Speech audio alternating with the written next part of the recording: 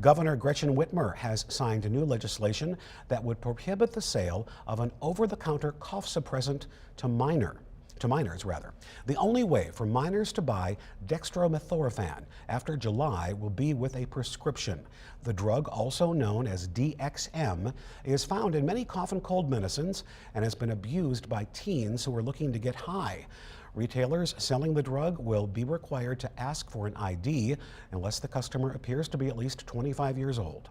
Anyone who sells products containing DXM to a minor will face civil fines.